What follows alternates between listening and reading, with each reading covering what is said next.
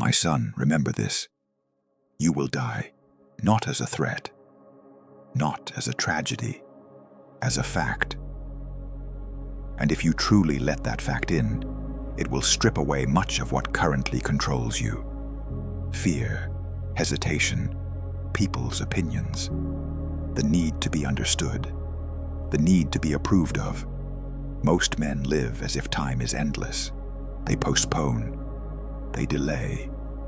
They tell themselves they'll start living after they're ready, after they're confident, after they're successful, after someone gives permission. But permission never comes. And time does not pause. Death is not morbid. Death is clarifying. It asks a question most men avoid. If this were the last chapter, would this life feel unfinished? Not productive, not impressive. Finished. Lived. Here is the truth. You were not meant to merely survive life. You were meant to experience it, to move through the world with curiosity, to test yourself, to take risks that reveal who you are, to love fully, even at the risk of loss. But somewhere along the way, you were taught to be careful instead of alive. Careful with your words, careful with your dreams, careful with your desires, careful with your heart.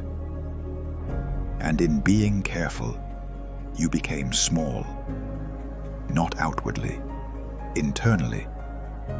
You started living to avoid regret instead of to earn meaning. But avoiding regret guarantees it. The men who regret the most at the end are not the reckless ones. They are the ones who never tried, never left, never said the thing, never risked rejection, never stepped beyond the familiar. They were safe. And safety cost them their life. Remember this. Fear does not disappear when you avoid risk. It grows. It calcifies. It becomes the background noise of your existence. Taking risks is not about thrill-seeking. It is about honesty. Honesty with the fact that you do not know how much time you have. So you stop waiting. You stop asking if it's sensible. You start asking if it's true. Do you want to travel? Then go. Not later. Not someday. Go while your body is capable and your spirit is curious. The world is larger than your routines and your doubts. Seeing it will humble you. It will also expand you.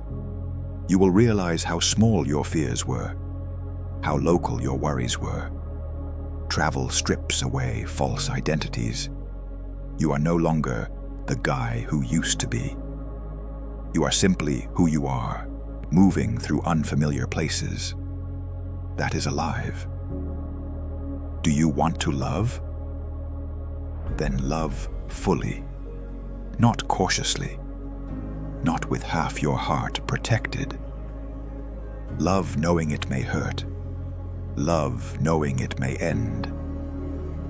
Because withholding love does not protect you. It just leaves you empty. Pain from love passes. Regret from never loving stays. A man who never risks his heart becomes brittle. He may survive, but he does not live. Do you want to build something meaningful? Then commit. Stop dabbling. Stop waiting to feel certain. Certainty is revealed after commitment, not before. You do not find your life's work by thinking. You find it by moving, failing, adjusting, and staying in the arena. A life fully lived is not reckless. It is intentional. You don't chase every impulse. You choose experiences that stretch you. You seek responsibility that demands growth. You place yourself in situations that require courage. Courage is not the absence of fear. It is the refusal to let fear choose your life. Now listen carefully. Living fully does not mean living chaotically. It does not mean indulgence without restraint. It means alignment. It means when something matters to you, you act. You don't let the imagined opinions of others decide for you. Because here is another truth. The people you are afraid of disappointing are not living your life. They are living theirs. They will not carry your regret. You will. Most people you worry about are too consumed with their own fears to judge you meaningfully. And even if they do judge you, it changes nothing essential. You still wake up in your body. You still face your life. You still die your death. You don't need to be reckless. You need to be honest. Ask yourself this regularly. If I knew this year mattered more than I think, what would I stop postponing? The answer is usually clear. It's the conversation you've been avoiding, the place you've been afraid to go, the decision you've been delaying. Clarity often arrives quietly, and most men ignore it. Because clarity demands action, and action disrupts comfort. But comfort is a poor trade for aliveness. Comfort numbs. Aliveness sharpens. Another truth. Living fully requires letting go of the fantasy of a perfect future. There is no moment where everything aligns and life begins. Life happens while things are incomplete, while you are uncertain, while you are growing, while you are imperfect. Waiting for perfection is another form of avoidance. You don't need a perfect plan. You need movement. Movement reveals the next step. Stagnation hides it. Remember this. Death makes everything equal. Titles fade. Status fades. Money fades. What remains is experience. The places you've been. The people you've loved. The risks you took. The truths you spoke. Those shape who you become. And who you become matters. Not for legacy, for dignity. A man who lives fully walks differently. He is less reactive, less needy, less afraid.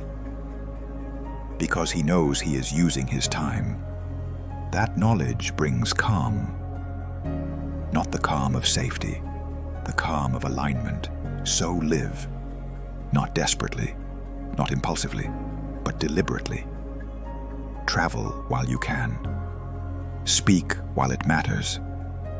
Love while you're here. Build while you're capable. You don't need to impress anyone. You need to be able to stand at the end and say, I did not hide. Remember, you will die, and let that truth free you.